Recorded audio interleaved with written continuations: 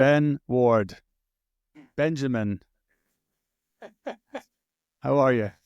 I'm good. Only my mum used to call me Benjamin when I was naughty, so let's just keep it as Ben. I know, I know. Yeah. Ben, old friend of mine. We've been friends for, I don't know how long. A long time.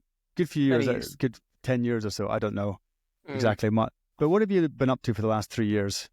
Haven't So seen I've you for man, ages. yeah, it's the last 4 years I've moved to Norway, taken on one project down by the fjord with an ex-partner, and then after we separated, I kind of was in a mindset of do I stay, do I go, and I stumbled across this old mountain farm buried up in the hills above the fjords, and it just kind of took my breath away.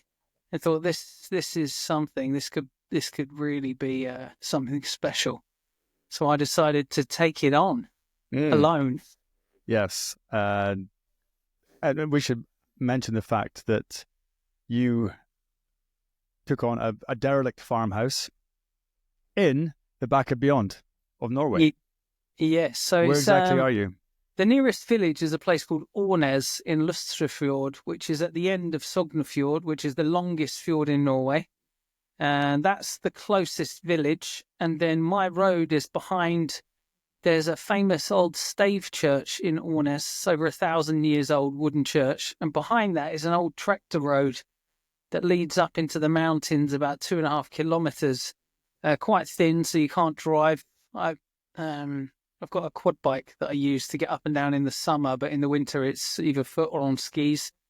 And then you come through dense forest down onto this mountain plateau, and then my little patch is, rested looking over the fjord at 250 meters above the water. And this is such a crazy venture, Ben.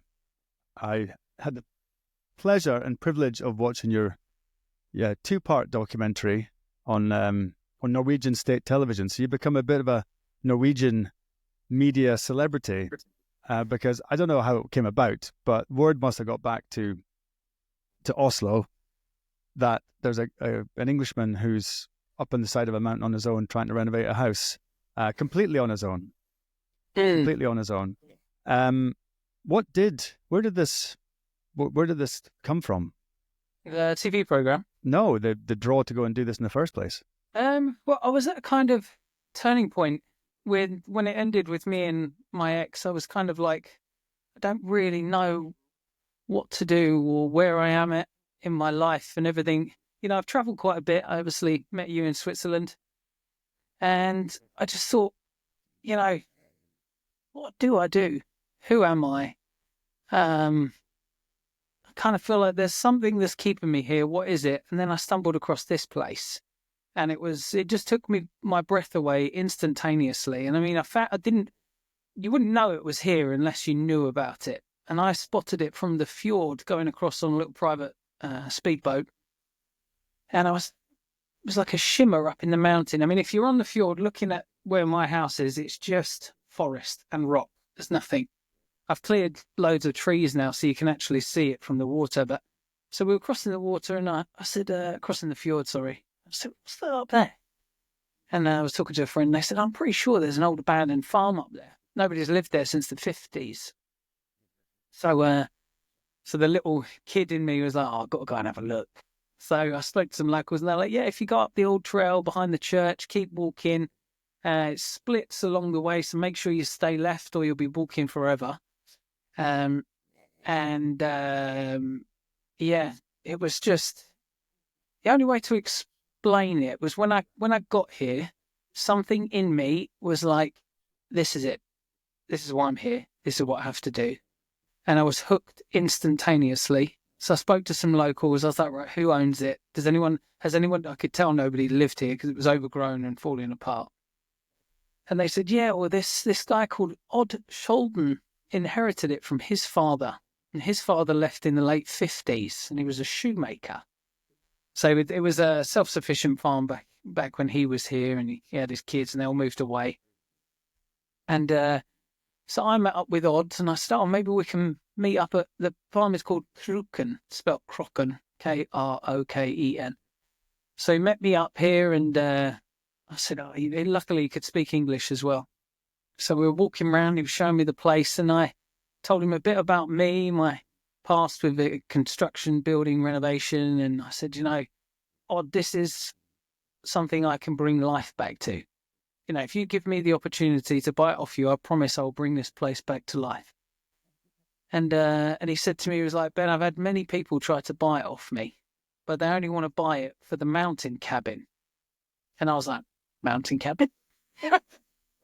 He said, in the 90s, me and my brother built a cabin up at the very top. And I was like, oh, right, okay, I didn't know about that. He said, well, look, anyway, do you want to buy the place? I said, yeah. He said, okay, well, this is what it's valued at. Make me an offer. And anyway, I made him an offer and we shook hands there and then. And me, coming from the UK, London, we're like, okay, should we sign a contract? Should we set a date for setting up all the documents? Blah, blah, blah. He went, shake my hand, we'll get everything sorted when it gets sorted. And I was like, knowing other people wanted to buy the place. So I was a bit like, oh, gosh. And eventually it took a couple of months, but then I took it over in the autumn of 21.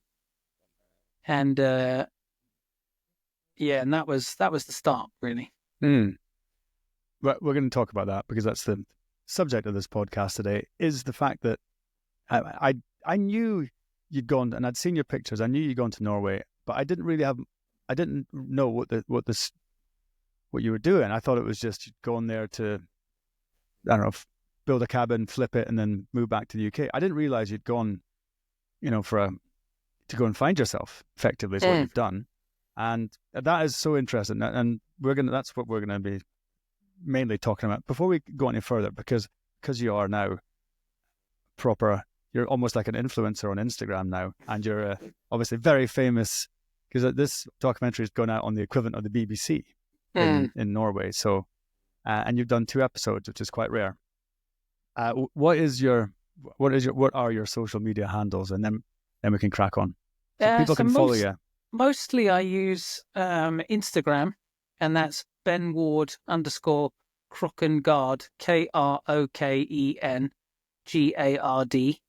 And that when I upload on Instagram, it also adds onto Facebook, and that's my main real way of keeping everyone in the know of what's happening up here daily. I usually update daily of things happening here. It's usually quite busy. There's beautiful views. I mean, today's blue skies, snow, fjord. Oh, it's gorgeous. Eagles flying past. There's very raw nature. Yeah, it is wild. That's for sure. It's absolutely wild. And I'm skipping Powder Day skiing for you this afternoon. Much appreciated. Nah, I had this one is too good to miss. So when you said let's do it on Thursday, I thought let's get it done. Let's just get it done and get it done quick. Because I watched one episode 2 nights ago, and then the second lying in bed, just me and Ben. And then just lying in bed alone watching it.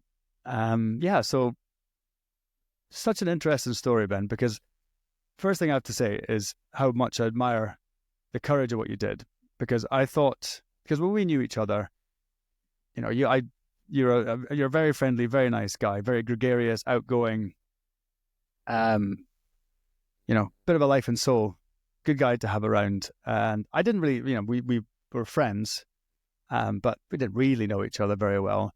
And so I had no real understanding as to why you would go to Norway until I watched that documentary.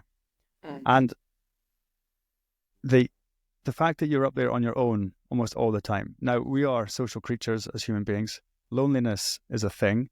The fact that you're up there on your own and you're working on your own, trying to renovate a place with no money, and, it's obviously taking a hell of a lot longer than you expected it was going to take. You had this dream to go and do this, and this feeling to go and do this. Where do you think that came from? That's a good question. That's what I'm here for. Yeah. I'd say I've lived quite well, and I've had fun, and I've been to a lot of places. But I'd say before Crooken, I never really knew myself properly. My life has always been work and play, get as much work as I can, get the money in, and then spend it traveling or going out or skiing or having fun with the guys. Never really stopped and had time to think or any silence. I come from London. When I wasn't in London, I was in Verbier with you, and there's always something going on. There's always a distraction. There's always noise. And, I got to this place and I was like, nothing. There's no sound at all. And in the summer, there's the sound of the trees, the sound of the wind, the crashing of the water, the rain. But in the winter, you can almost hear blood flow in your head. It's so surreal. And that's when I was like, okay, now I can actually hear the voices that are in my head. And actually that's when things started to go bad, actually. And we skipped forward a little bit, but when I took over the place, I'm in the main house now. So it's split up into the main house, a small cabin, and a barn. And the main house was not really livable. No electricity, no water, no insulation. It had floors and walls and stuff, but it was basically just a big shed, which I would sleep in if I had family or friends visiting. But in the winter, it's the same temperature as outside as inside, even when you got the fire on, it's freezing. So I was living in a small cabin, and it was 13 square meters. Inside, I had a bed and enough space to take maybe 4 steps before I reached the door. So it was like almost I'd created my own little jail cell. And I wouldn't say that was good for anyone, actually. So not only because I took over the place and I used every single penny I had to buy it, because in Norway they've got this this kind of it's really easy to borrow money. If you've got a job and you've got a contract, you can get a loan from the bank. So I was like, right, okay, well that means I can put everything, sell what I've got to make the lump sum to buy it, and then I can get the loan to do the renovation. And so I did that. We had the deal, and I said, oh, look, there's X amount I still got to pay. Can we do that after? He said, yeah, not a problem. Went to the bank. Said, right, okay. Got a job. I'm working for this guy building these mountain huts. Here's my contract. I'm here to get a loan. And they said, yeah, sure. Give us your personal number. I was like, what? What is this personal number? And it turns out that I'm on a D number, which is the equivalent of an L permit, for example, in Switzerland. A temporary working permit. A temporary working, living, resident permit. And you can't get a loan in Norway on that. And because of Brexit, it's almost impossible because you're seen as a third world country. And anyway, so that was like, oh, now I'm in a bit of a pickle because I still owe money to buy the place. And I have not got a penny to start anything on up here. And, it's not like your normal renovation project where you make a phone call, oh, yeah, I need this materials. It gets dropped off at your door and you can start work. Here, you have to drive an hour and a half to the builder's merchants. Is that noise okay, by the way? I can't hear it, so it's fine. Oh, okay, cool. And it'll come out afterwards anyway, so don't worry. Okay, sure. And so you have to drive an hour and a half to the builder's merchants with my car and the trailer. And that's also where the store is, buying food, and then load up all the materials, come back, take it from the big trailer to the little trailer on the quad bike, then slowly bring it up the mountain road to the farm and hope it doesn't tip off the side. And then once it's there, and then you've got to do that about 1,000 times. And you can only do that while the road is open. Because in the winter, it's not the snow, it's the ice that actually stops everything. It just builds. So I think it's about 1.5 meters wide. And in the winter, it goes down to, in some places, about 15, 20 centimeters because the ice just builds out and out. So it's impossible to bring up any material in the winter, and also just too dangerous. So yeah, that's when it kind of hit me. It was like, oh, what have I done? I know it's good, but this is the interesting part for me, and I'm sure it was for you as well. But just for my understanding, how long did it take to get up and down, or rather, one-way journey? Let's go up on a quad bike. Huh? On a quad bike, not too bad. 12, 15 minutes. Okay. And if you're going to have to use the skis up, how long does that take? 50. Yeah. Oh, that's not too bad. Ah, it's okay, yeah. But it's a schlep. And if you forget your keys in the car. Have you done that? Twice. Oh, there you No. But it was like a year in between. So, I let myself off. That's the sort of thing that really ruins your day. Yeah. And it was, it was like minus 15. Couldn't even stop and go, oh, I was like, quick, put everything down and just get back up before everything in the bag is frozen. Oh, jeez. Yeah. So you got this pretty horrific situation where you're... So you mentioned it was like a cell. And I thought just then of that, you got a monk's cell, which is probably not much bigger than what you were staying in.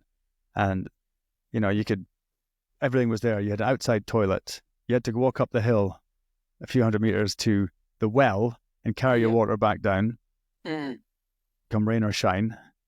And it's, it's a very austere lifestyle. And I guess there's not much else to do but think. And in the documentary, it looked to me, you could see the turmoil, I guess, I don't know what you'd call it, trauma, whatever, the deterioration of you getting to the point that you're going to, either you're going to tap out or you're going to find an extra reserve of strength and be able to carry it on. So, what was the lowest point? The lowest point, I would say, after about a year, that's when I ended up just being like, right, I can't do anything on the house. So I'll just focus on stuff around the house, get the land more accessible, take some trees down, prepare firewood. And then as time went on, I was like, I'm just not getting anything done. And every time I walk from the cabin to the house to the toilet and back, I just see 1,000 jobs that I can't do. And that was like making me feel so useless and so unproductive, so low, so like, I was so used to when I go to work, everything's organized, planned. I've got the materials. I can just go, go, go, go, go. Here, it was like, I know what's got to be done. Haven't got the material, haven't got the money. All I can see is everything that needs doing, but I don't have the power to get anything done. So it was like weighing over me and then not seeing anyone. I went in that winter, I think I went 3 weeks without talking, and that does something to you. Really, like, plays with your mind. And I say the lowest, well, there's a bit more before that, but then, we'd say about these voices in our heads, and it had got to the point where there was no positive voice. It was all just this negativeness weighing over me, like, you're not getting anything done. This place is going to stay like this forever. You're alone. You've got no girlfriend. What are you doing with your life? That's all I heard all day, every day. And it was like, oh, I can't handle it. So I started drinking, like a couple of beers after work. And then that turned into a few more beers after work, work on the house, And then it just got worse. And because the drinking made the voices stop, I just used it as a bit of a get out. And then it became more and more and more and more until I was waking up and drinking in the morning. And that was a real low point for me. And I was like, what? And I didn't see it until actually I went home for Christmas. And this is only not Christmas gone, the Christmas before. And I remember it was Boxing Day, and all the family was around, and we come down to have some breakfast, and without even thinking, I just got a beer, opened the beer. Didn't even cross my mind that. And my brother turned to me and he was like, "Oh, what are you doing?" And I can't explain it, mate, but it was like I jumped out of myself and saw myself as like, yep, I was so ashamed of myself. And that for me was like, oh, yeah, it felt like shit. And it was like, what are you doing?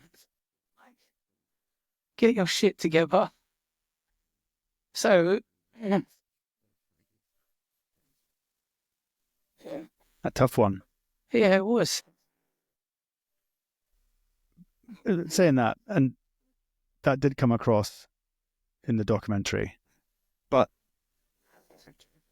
your solution, which I thought was pretty novel, it was to go to this mountain hut that the people were trying to buy and forget about the farmhouse. But you had your own holiday home.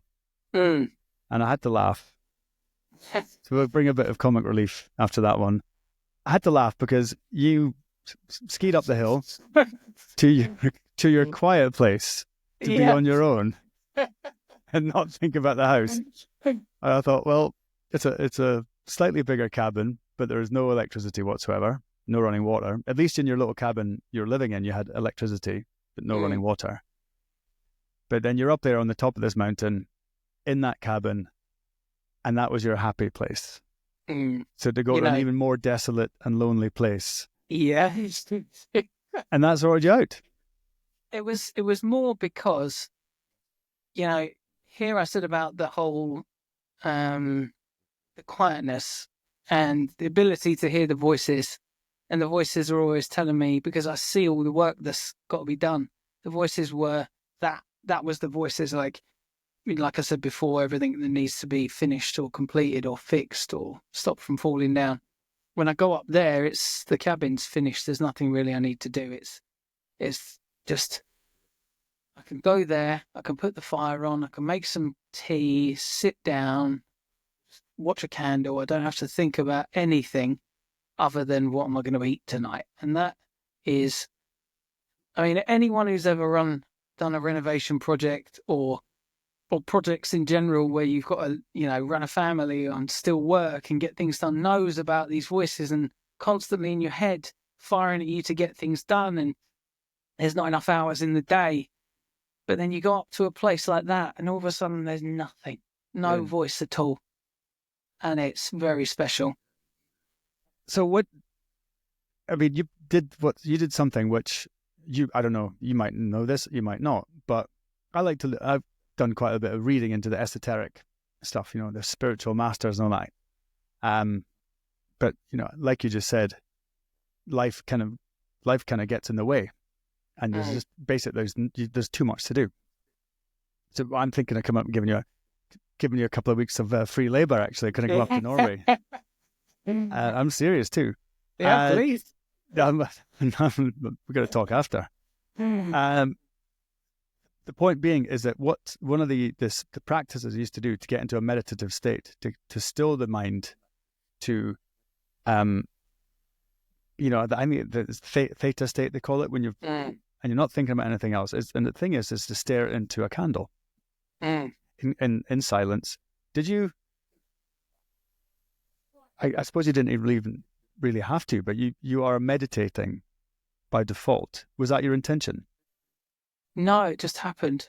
It just was, because up there's no phone signal, no light pollution, no anything. You can't see anything other than the stars and mountains for as far as the eye can see.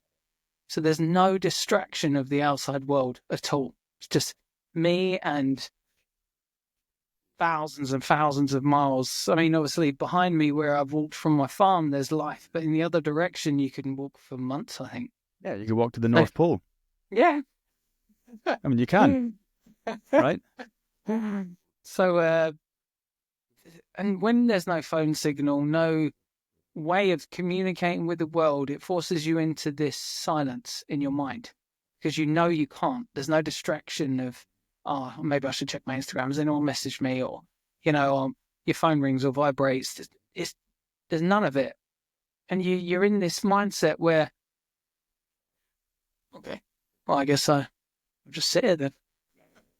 And something happens, and I had no control over it at all. And it wasn't my intention either. I knew I mean, my intention was to get away from here, but I didn't know what that place would do to me.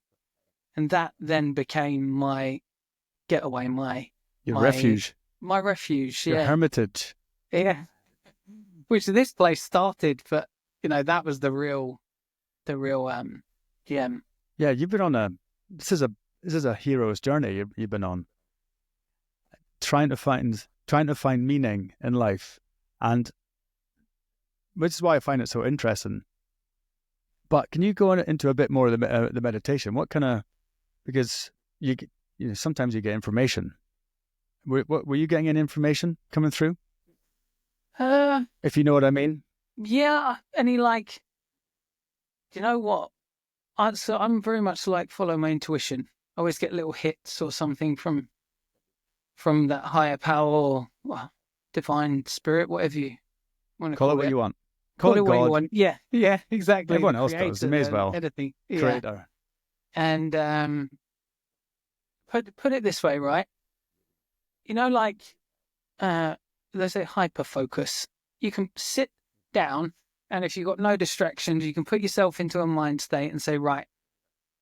And this was my version. I was like, right, I'm just going to see, because I didn't understand why my head was so quiet. So I was like, right, okay, well, I'm going to play with it. Tried reading. I was like, never read. It's too chaotic up here for reading. Reading was fine. And I've always been drawn to pen and paper. Don't know why. I'll go to an airport or in a shopping mall, and I'm always looking at the pens and papers. Something pulls me towards it. Same. Yeah. Strange, isn't it? I call myself a paper pervert. The thick, looks like really old parchment or I've something. got this great pad. I've been asked to write. Oh, we're coming off the thing here. Let me go back. So I was like, right, okay, well, I'm going to play with writing. Let's see if I can write. I was just going to see ask what comes out. And my brother had recently lost a fight. He's a professional boxer. And I was like, I wonder if I can write a poem for him. Just give it a shot, see what happens. And as soon as the pen touched the paper, I couldn't keep up with what my mind was telling me to write. All the way to the end. And I looked, and I was like, oh my God, that's really good. Really? And I just kept doing it over and over again. I was like, okay, I'll test you, or test whatever this thing is going on. So I went, air. Write me a poem about air. Pen, paper, non-stop all the way to the end. Couldn't keep up again. And I just kept doing this. And I wrote like 10 poems. And I was like, what is this place? It's been really special. So as far as like what you're saying, did I get any hits or anything? It was almost like I was still getting to know it. So it's not like I was in a relaxed enough state to listen. I was more putting it to the test almost. Mm-hmm. What is this? How can I use this? So, and I need to spend more time up there because there's definitely some more to learn, that's for sure. Yeah, well, here's an idea. Next time you're up there, you can start asking questions of the creator. And start asking questions as why am I here in Norway? Why was I drawn to this place? And see what it comes back with. You can ask it anything. Yeah. As you found out, you can start writing. You got the muse. That's what they call it, isn't it? When you get the muse. Yeah. Like all these authors say that they don't know where this comes from. They just sit down and it just comes through them. Yeah. So ask. You should go deep. In fact, I'll send you a few questions you can ask as well. Yeah, do. Yeah. But are you going to publish these poems? Or at least send me a copy of them?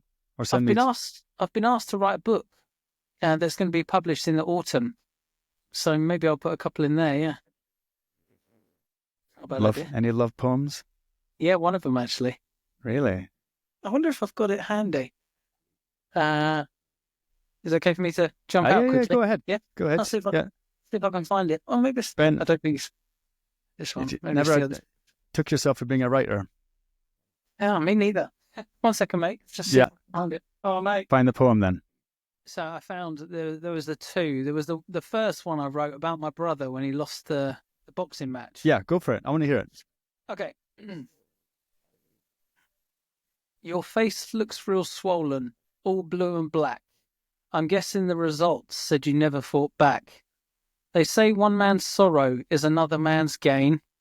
Sadly, it's you who sat there in pain. Next time you'll come back, stronger than ever, dancing around the ring like you were light as a feather. He'll throw 100,000 or more, but this time the result will be him on the floor. The last fight was a hurdle that you had to fall, because from now on, you're going to win them all. Were you trying to throw in a bit of humor in that when you were doing I was the poem? trying to, yeah. Yeah. And also he's my brother, so I had to give him a bit of a kick, you know. What's your brother's name? Christopher Bork. How do you spell it? Christopher, and then Bourke. What's he fighting at? What weight category? Super bantam, I think. All right, have to check him out. He's slowed down now. He's slowed down a lot. So, but Okay. he's still in it. Yeah. Yeah. What else have you got? One more? I've got the other one you said about a loved one. Yes. Right. So, and it's the same. It was up at the cabin, put pen to paper, just came. Okay. One great wonder that inspires me. Of the 7 billion people, there's one just for me. Our souls already know we're destined to meet on that day when my heart misses a beat. It'll be the greatest day I did ever see when you were stood there smiling right back at me. Time will stand still so we can hold tight this feeling of falling in love at first sight. Our hearts will glow and our auras will shine because I will be yours and you will be mine. It's very good. I mean, it's all rhyming stuff, but it was just Tearing up here, mate. Tearing up. Getting me going. Well, let's go on. Let's pivot onto that one. You've got. I mean, you set yourself a bit of a task. You know, there's outside toilets, no running water. Well, there is now, I know, but at the start, Yeah. you got But very long walk up. 2.5 years. Yeah. 2.5 years till you were into the house and had electricity and running water. Mm. So, I mean, you're setting yourself a high bar for finding a partner. Yeah, extremely. However, I would say that there must be loads of females out there who are itching to get away from the rat race and live in peace and tranquility with a handsome fellow like yourself. Mm. Spiritual poet, writer. I mean, the program only came out to December 2nd, I think was the first episode, and it came on TV, and then the phone hasn't stopped since then, actually. Really? So, yeah, I mean, like I said, it went from 700 followers to 30-odd thousand in some weeks. It's been a really incredible response from the public, actually. So, and there's this thing in Norway with this specific program. It's been running for about 20 years. But when women or men are interested in the person in the show, they send love letters. Physical, like handwritten love letters. And this, I mean, I'm going back 10 years, but this is the story I heard. So after the TV program came out, I was like, right, next week, I'm going to go down to the post box because that's down in the village. And this was obviously winter, not enough snow, but I had the spikes on my shoes because of the ice. And I went down, got to the post box, lifted it up, empty. No way. It was completely empty. And but then I got a few actually in the post after some weeks, but most of it has been through social media. Mm. So there's been like a lot of, it's just nice messages, mostly saying very, very inspiring, your story, the life you lead. You know, many people want it. I want it. You know, and if you ever fancy a visitor, let me know. And actually, when it all aired and up until now, the road's really dangerous. So I haven't really opened up for visits or anything yet, because the problem here is, and especially this winter, we're getting this kind of freeze and thaw. And when it freezes, all the ice builds up above the road, and then we get the thaw, and it just comes crashing down on the road. And they can be anything from, football to the size of the ATV. They're huge. So there's times when I'm just like, it's just not worth it, actually. So until I think the safest time is April, and beginning of April. So I think I'm safe until then. Mm-hmm. Do you, when I was on tour in the military, we'd get, well, I think one of the sergeants, my sergeant actually, would put a note in the Sun, the Mirror, all these tabloids. We are charity company. We're in Bosnia. This is our address. We're all, just wanting some pen pals. And so we'd get huge amounts, a big bag of letters coming through. And the sergeant would just throw a few here and there, like he'd just make sure that everyone got a letter and you had to write back. But we'd get pictures. Oh, wow. We'd get photographs, Ben, and they were interesting, shall we say. Yeah. Graphic. Okay. Graphic. I haven't had any of those. No? Not yet. Not yet. No, none of that stuff. It's all very romantic. It's lovely. Really? No nudes. No nudes. This is nudes. She's this is holding a puppy. This is physical nudes. This is all, like a picture, a photograph. A photograph. Oh my goodness. Physical Yeah, photographs. Yeah. Wow, that's some effort. I know. That's pretty interesting. So you haven't had, I guess there's not really any sort of Norwegian well, there's plenty of Tinder, but there's no Tinder. Where up you are, there's nothing there. There's very few people living nearby. No, I think when I first moved up here, with the whole loneliness thing, I was like, do you know, I'm going to try online dating, tried Tinder. And I had to go max radius, first of all, and it still wasn't picking anyone up. Really? And then it was like picking up Oslo, Bergen, 6-hour drive away. I was like, it's not worth it. So what's, I know I understand you're lonely, but is your desire to meet the right lady and get married and have children and live your dream life in that mountain? Yeah, I think so. I mean, the dream was to have it here, but I understand the complications of living here and the hardships that come with it. But that's also the strength in it as well, I think. To raise kids in a place like this would be very special. So yeah, I'd say that would be the dream, to find someone strong enough to take on this challenge with me, and then want to see it through. And things are looking up now. After the TV program, it's probably going to turn into a tourist attraction. But so I'm setting it up now as like a place somewhere people can come and stay.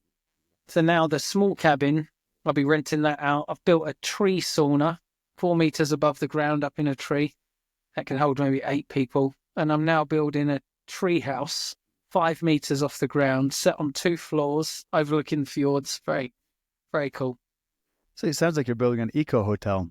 Yeah, pretty much. A little data detoxy, getaway, hideaway, forget the world and refresh yourself. What are you calling it? Well, I mean, the farm is called Kruken, and the owner was very I'd like it to stay that way, Krukengård. So I will respect his heritage to the whole stuff and keep it the same. So yeah, it'll be Krukengård. It will stay the same, which is gård in Norwegian is farm. Kruken farm. Yeah, Kruken farm. Mm. Yeah, it's so cool. I can see that being a successful business because the views up there are pretty sensational, phenomenal. And do you go up and ski? Do you go and tour up, skin up? Yes. So actually, at the cabin, the one at the top, I use that as my little ski hut. So I can go from here, but it's a little bit more sketchy because it's so steep.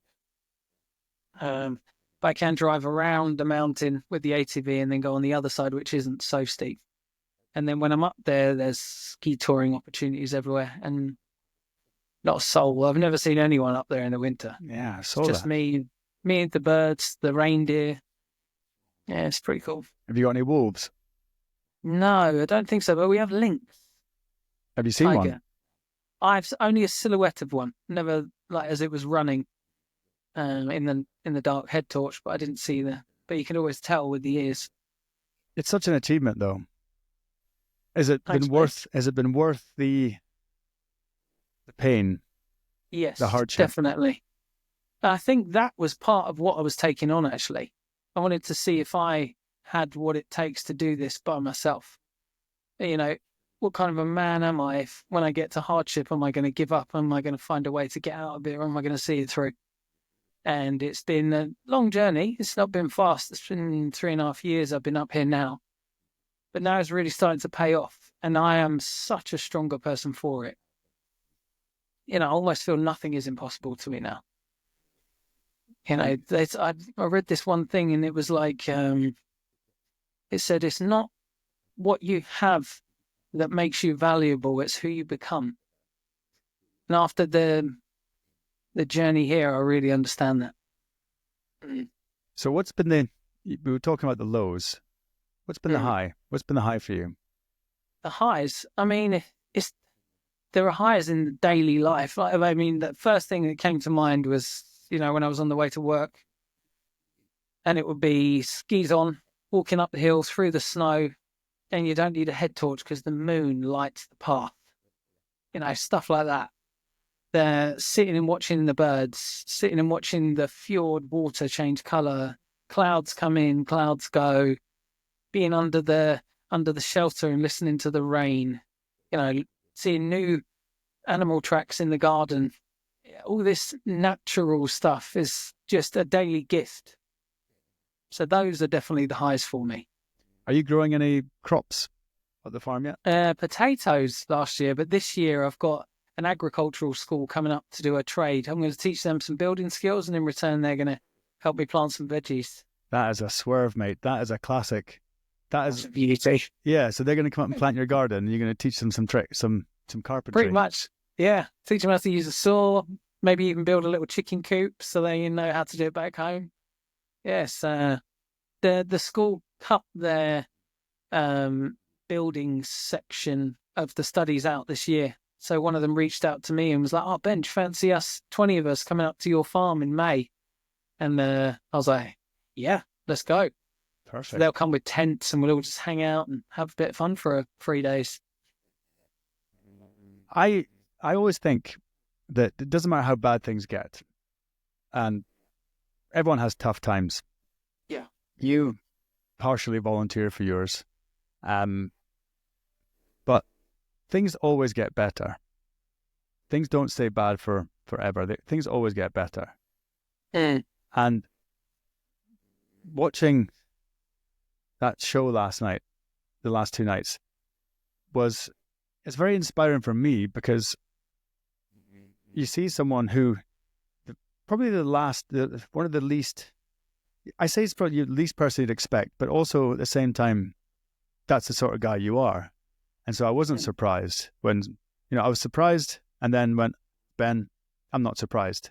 Do you know what I mean? If anyone's going to do it, it's going to be you. If anyone's got the balls to do it, it's going to be you. And you're probably just about crazy enough to actually do it as opposed to just say it. And these things I see when you put on that much labor and effort and maintain the spirit, the having a smile on your face, having the bad times, overcoming the bad time. And it sounded like there was pretty awful times. And I'm very, very glad you didn't quit, because there was talk about you going back to London and just like that. This isn't for me, or is this for me? Yeah. Have I made the right decision? I didn't tell you actually, but there was a point when I was prepared to leave. It's like, this is too much. I can't do this. And maybe it's best everyone was telling me, sell the place, get out of there. Then you're going to end up a mess of a man, broken. And I was like, right, okay. So I rung an agent and said, can you come and value the place? He said, yeah, sure. Tell you what, let me get onto the valuation guy and I'll call you back. Next day, there was a landslide completely cut off from the world. And I was like, if that's not a sign, I don't know what is. And that was another moment where I was like, okay, snap back. Is this a good idea to give this up? Is this like, what is going on? Like sometimes you'll be in this kind of mindset of this negative mindset. You'll be thinking of bad stuff, and then a door will slam, and it's the universe going, snap out of it, mate. Don't get back on the road of where you're meant to be going. And that, for me, I think the landslide was you're not going anywhere. Like, stay put, see this through. But then obviously the landslide created a massive ton of work. Oh, but that was your punishment for trying to get away. It was. That was the punishment. You try that again, son, and you're in for it. But you know what? I'm deadly serious when I say this. You can't, if you don't see these signs, or if you ignore these signs, then you are ignoring the signs. You're ignoring there is, and you're open to it. You've got I think you've got the right attitude, the right mindset towards things. Is to, you probably, I don't know if you did or not, but I'm sure at certain times of despair you were asking for help. Yeah, definitely. Praying for help. So I just I need a break here. I know I need something. Give me a sign. And I'm sure things happened. Yeah, definitely. Any other cool things like that happen?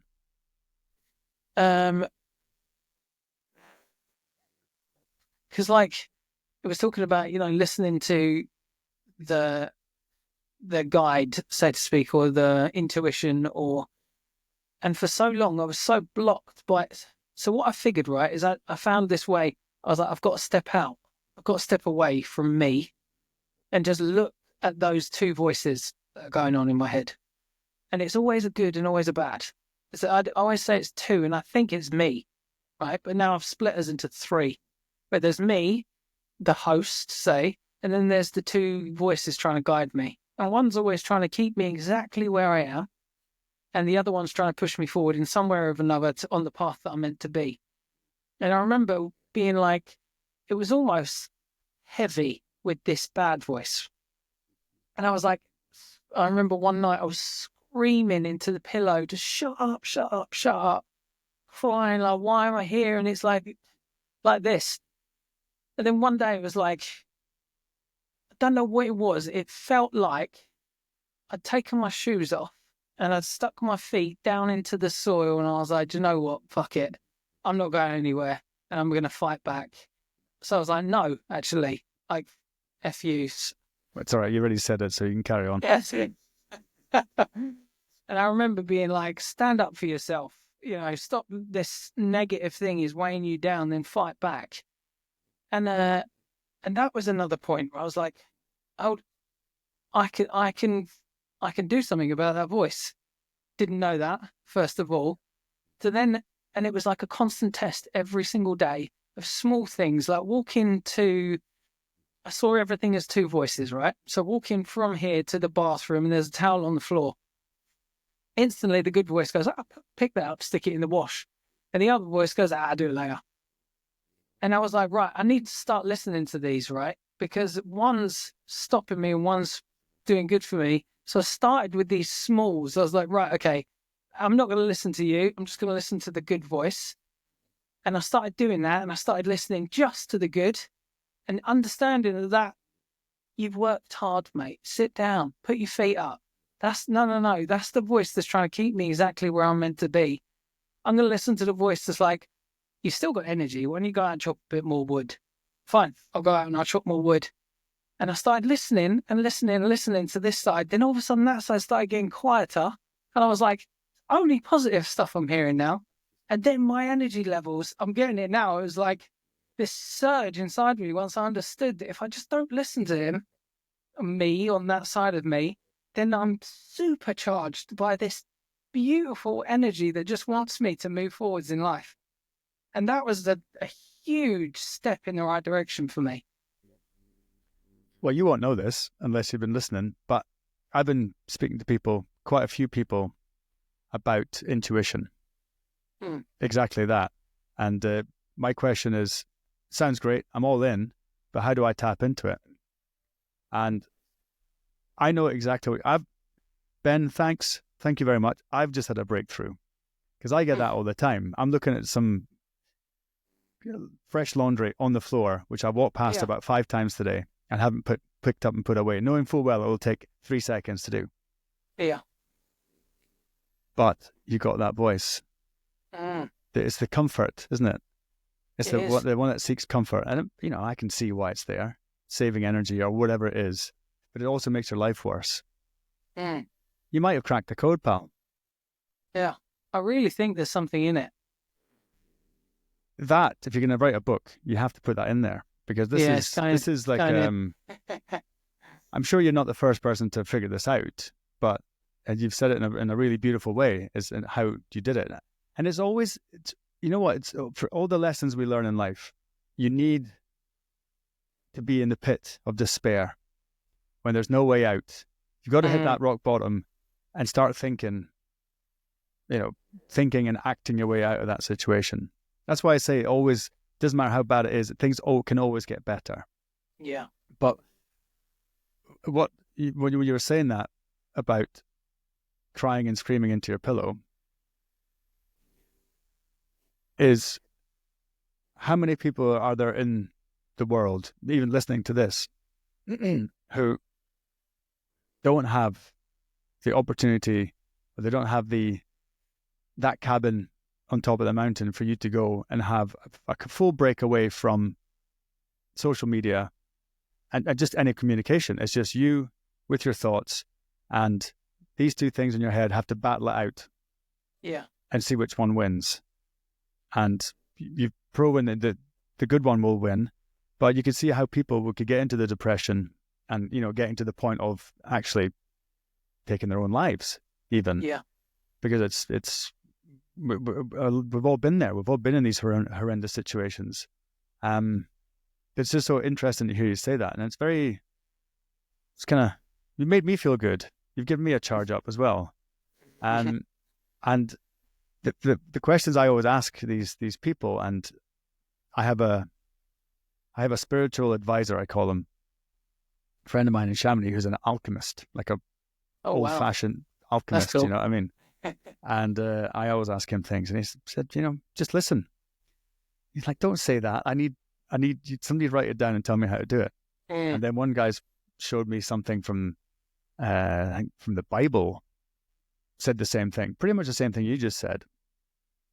And others have said, different ways, but the same thing what you just said, the fact that you were going to have that internal chatter, and there's ways you can beat it. And one of the things is, it was a famous army thing, is like you get up in the morning, the first thing you do is make your bed, and that's your first victory of the day, right?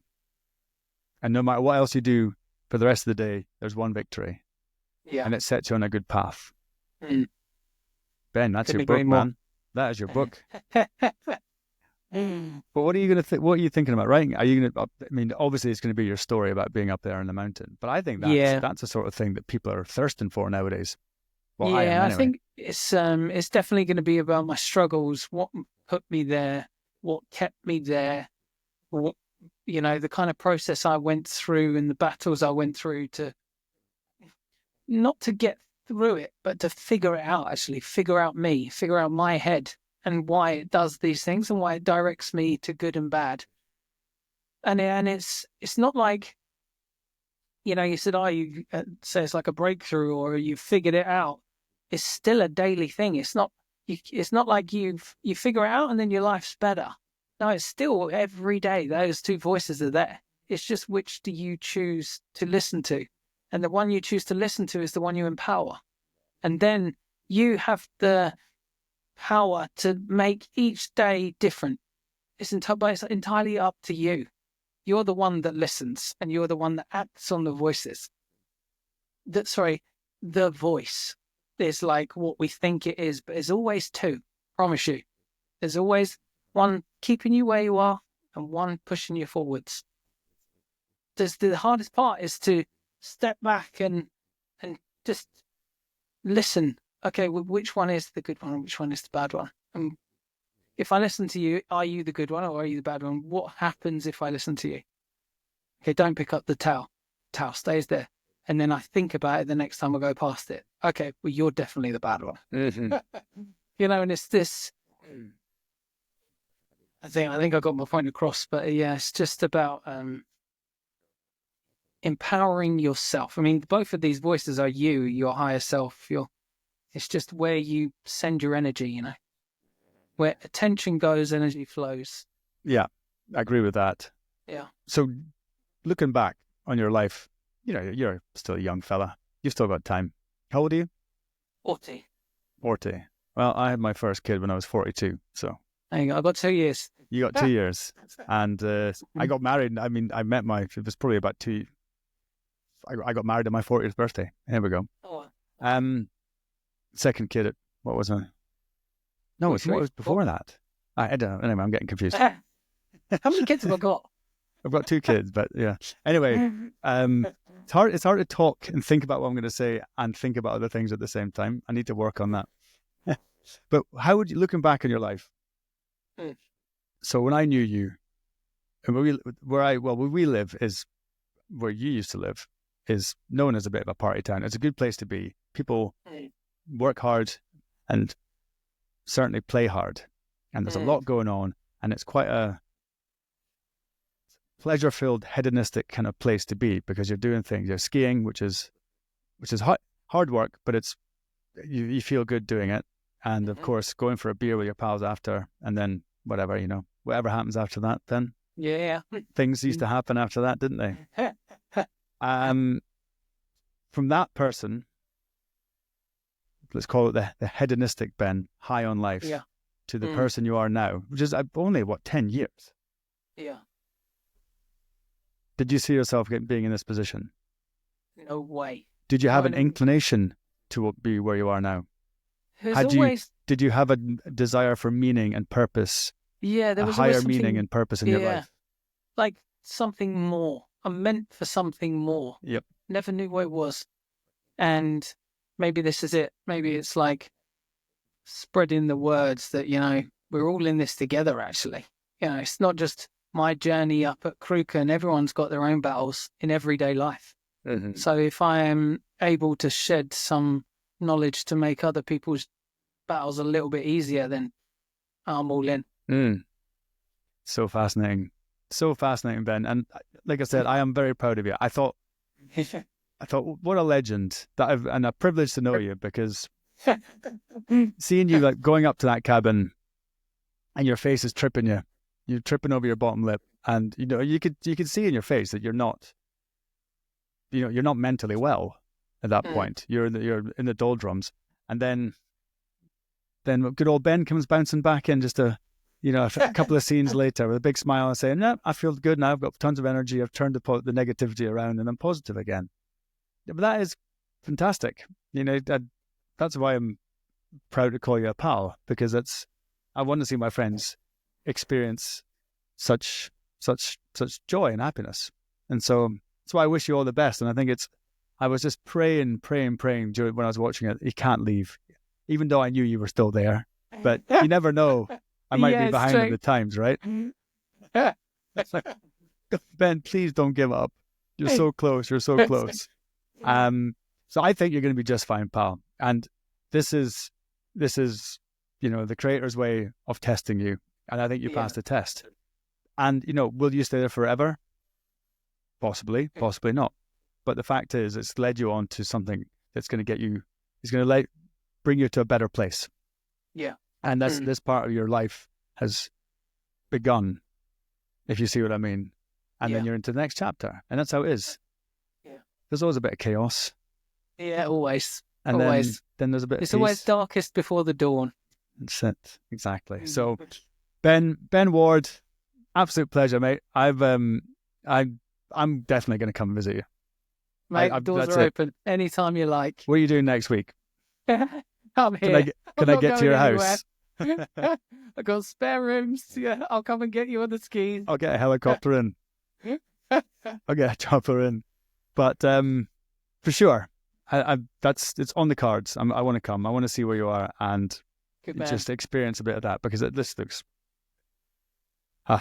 really good. I think you'll thrive here.